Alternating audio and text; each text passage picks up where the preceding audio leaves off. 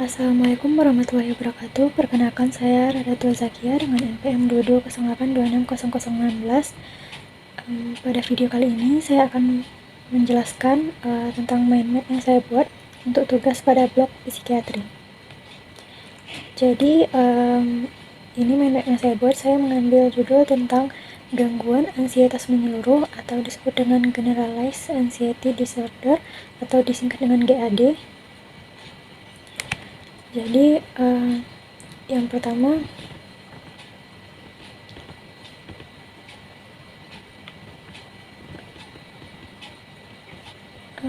kita masuk ke definisinya terlebih dahulu. Jadi gangguan ansietas menyeluruh itu adalah kondisi psikologis yang ditandai dengan kecemasan dan kekhawatiran yang berlebihan, tidak rasional, serta tidak realistis terhadap berbagai aspek kehidupan sehari-hari. Kecemasan terjadi hampir setiap hari selama minimal 6 bulan, terus sulit dikendalikan dan mengganggu fungsi sosial maupun pekerjaan penderita. Terus lanjut ke gejala utamanya. Jadi ada beberapa gejala utama. Itu yang pertama ada kecemasannya terus-menerus terhadap hal-hal dalam kehidupan sehari-hari. Terus ada gejala somatik fisik. Gejala somatik fisik ini contohnya itu kayak ketegangan otot, gemetar, pegalinu, tidak bisa diam. Terus juga jantung berdebar, nafas terasa berat, keringat berlebihan, mual, pusing. Terus juga adanya gangguan tidur, kayak sulit tidur atau tidurnya tidak nyenyak. Terus ada juga yang terakhir itu gejala psikis, itu dia kayak mudah lelah, sulit berkonsentrasi, mudah tersinggung, waspada yang berlebihan, mudah terkejut. Terus lanjut ke yang ketiga, itu untuk etiologinya, itu ada dua faktor biologis dan faktor psikososial.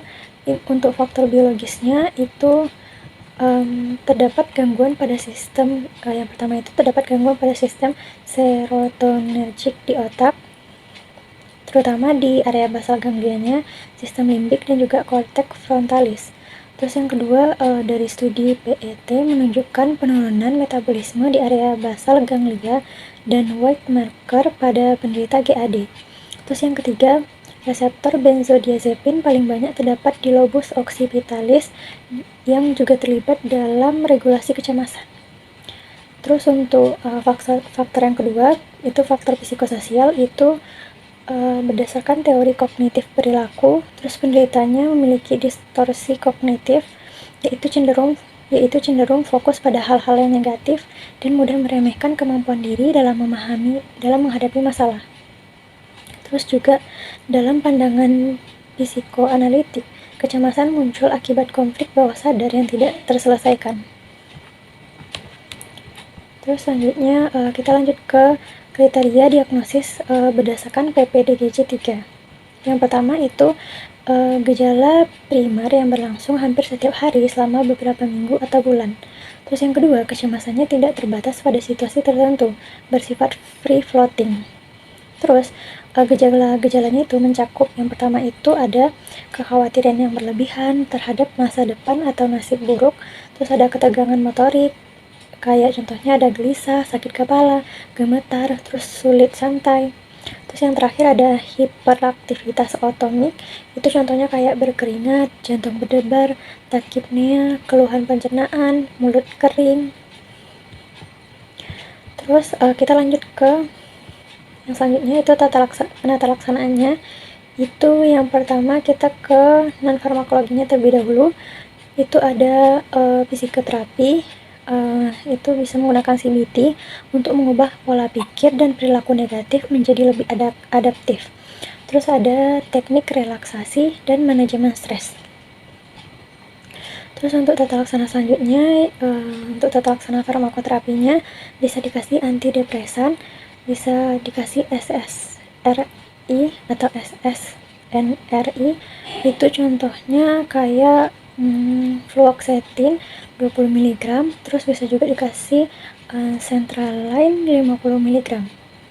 Terus bisa juga farmakoterapinya dikasih tricyclic Contohnya kayak amitriptilin 25 mg.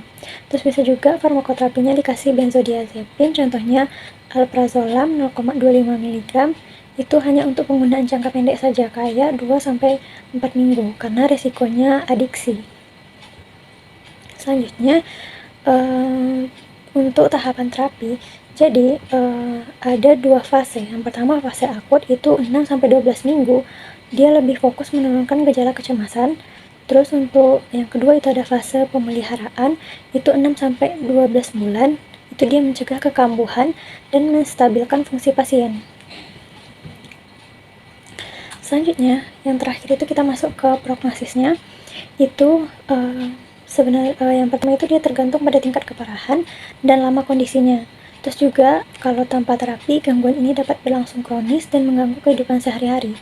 Terus pasien dengan GAD sering memiliki kecenderungan menggunakan alkohol, nikotin, atau obat penenang yang justru memperburuk kondisi. Dengan terapi medikasi dan terapi kognitif perilaku kayak CBT, sebagian besar pasien menunjukkan perbaikan yang signifikan.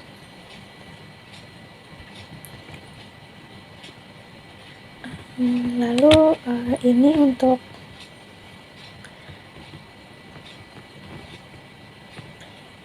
beberapa referensi yang saya gunakan dalam pembuatan mind map kali ini.